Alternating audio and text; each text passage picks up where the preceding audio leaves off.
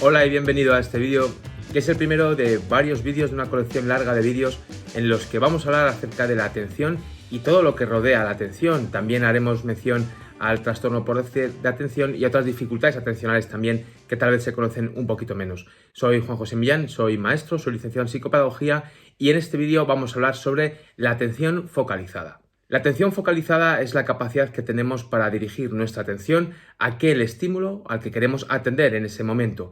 Es cierto que nuestra atención puede dirigirse hacia muchos estímulos, en algunos casos relevantes, en otros casos menos relevantes, y en este caso lo que vamos a abordar es ese proceso por el cual la atención se dirige de forma voluntaria a aquel estímulo que queremos atender. Esta atención focalizada es de gran importancia en educación, en enseñanza, sobre todo de cara a los estudiantes que puedan tener algún tipo de dificultad atencional y a aquellos que puedan presentar un trastorno por déficit de atención. Para entenderla mejor, vamos a poner la pizarra, vamos a meternos en un aula y vamos a representar el estímulo atencional o el foco atencional con un circulito de color azul para que podamos ver cómo funciona la atención focalizada y qué dificultades podemos encontrar en ella. Vamos a ello. Siempre que nos encontramos en el entorno escolar, siempre que nos encontramos en el entorno aula, podemos encontrarnos con que la atención tiene que focalizarse en un estímulo determinado. Las aulas suelen ser lugares ricos en estímulos, por tanto a veces ponemos alguna dificultad a la tarea de focalizar la atención. No obstante, el entorno enriquecedor del aula es necesario y es importante que éste se mantenga. Vamos a ver algunos aspectos atencionales, vamos a ver cómo debería funcionar esta atención focalizada de una forma correcta, de una forma apropiada. En este caso, este circulito azul que es la atención, tiene que focalizarse en aquello en lo que vamos a prestar esa atención. Cuando decimos presta atención, etcétera, pues esto es lo que tenemos que hacer. Este movimiento atencional que vamos a observar ahora es el propio, el que deberíamos esperar en un estudiante que presenta una focalización atencional apropiada y que la está focalizando en este momento en el profesor que está en la pizarra explicando algún tema o alguna cuestión importante. He escogido el ejemplo de la pizarra, podría suceder igualmente en un libro, podría suceder en un cuaderno, en una pantalla, etcétera, en cualquier otro estímulo que fuera. En este caso nos vamos a centrar siempre en el ejemplo de que pretendemos que el estudiante centre su atención en la pizarra.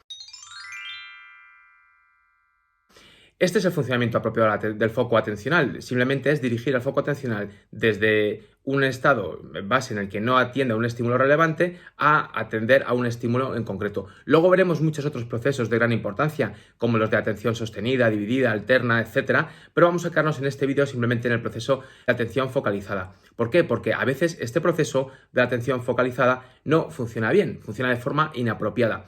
Aquí no estamos entrando en nada llamado déficit de atención ni nada similar, simplemente vamos a hablar de un proceso inapropiado de la atención focalizada. Según este caso que vamos a ver ahora mismo, la atención en vez de focalizarse en la pizarra, que es donde debiera focalizarse por lo que estuviera sucediendo en el aula, según lo que estamos suponiendo en este vídeo, se focaliza en esta estantería, por ejemplo, y empieza a ver qué es lo que hay en ella. Mientras tanto, la parte importante, el estímulo relevante, está sucediendo en otro sitio totalmente distinto, con lo que el alumno se está perdiendo ese foco atencional y por tanto está perdiendo toda la información que se dé. En otro ejemplo de foco atencional mal dirigido, pues vamos a encontrarnos este caso en el que en vez de atender a la pizarra atiende a un estímulo muy cercano, que es este que encontramos aquí, que es el visual en el que estamos viendo estos números, estamos viendo estos carteles que están colgados.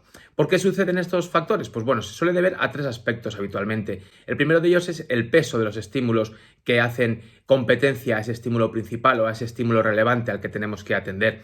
Muchas veces el peso es mucho mayor, por tanto es más fácil que el estímulo se vaya o que la atención se vaya a ese estímulo y no preste ese foco atencional, no se centre en lo que realmente es relevante en ese momento. Esto también se va a ver condicionado en muchas ocasiones por los dos aspectos. En primer lugar, por los aspectos motivacionales, la motivación que tenga el propio estudiante de cara al estímulo principal. Y por otra parte, el tiempo transcurrido desde que estamos solicitando al estudiante focalizar atención. Lo que hablamos es no de mantener atención durante mucho tiempo, que ahí veremos curvas de caída atencionales, pero eso es más de la atención sostenida. En este caso a lo que hago referencia es a las veces que estamos solicitando que se focalice la atención en distintos estímulos, porque si convertimos al final la experiencia del aula en un vaivén de estímulos atencionales primarios, de estos a los que se les debe prestar atención sobre otros, podemos agotar esos procesos. Vamos a ver ahora otras dificultades que sí que son más habituales en estudiantes con trastorno por déficit de atención y que son dificultades atencionales mucho más complejas y más severas. Vamos a ver este primer aspecto en el que la atención no solamente se fija en un punto concreto, sino que empieza a buscar dónde fijarse, empieza a buscar distintos focos atencionales, va de un sitio a otro intentando focalizarse, pero no llega a focalizarse en ningún aspecto, en ningún sitio, en ningún estímulo bien relevante o bien irrelevante, sino que va de un sitio para otro. Y esto podemos encontrarlo de formas muy variadas. Podemos acercarnos siempre al estímulo que estamos buscando, podemos irnos a la mesa del compañero, podemos irnos a aquello que estamos escuchando, ya que aquí es importante que tengamos en cuenta que a la atención le hace competencia todo aquello que podamos percibir por los sentidos, bien sea a nivel visual, bien sea a nivel auditivo, bien sea a nivel olfativo, a nivel kinestésico, sensitivo, etc. Para hablar de esta dificultad atencional es preciso reseñar dos aspectos, que son los que se presentan a continuación. La imposibilidad de fijar el foco atencional, es decir, por más que me esfuerce, intentaré fijar un foco atencional, pero ni fijo el relevante ni fijo el accesorio. Y el otro aspecto es el menor peso de otros elementos. Es decir, quizá no estamos encontrando que, aunque haya más peso en esos elementos visuales que antes veíamos, que nuestro foco atencional se dirigía y se fijaba en ellos, se focalizaba en ellos, en este caso da igual, pierden peso todos los elementos, quedando todos a la par.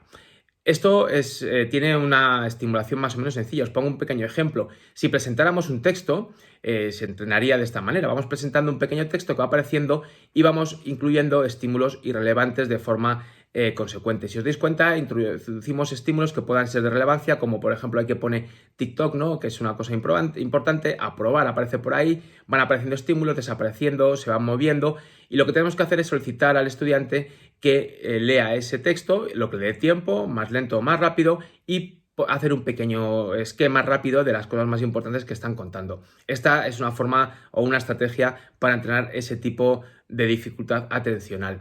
Otra de las situaciones que podemos encontrarnos de un mal funcionamiento del foco atencional es la inactivación.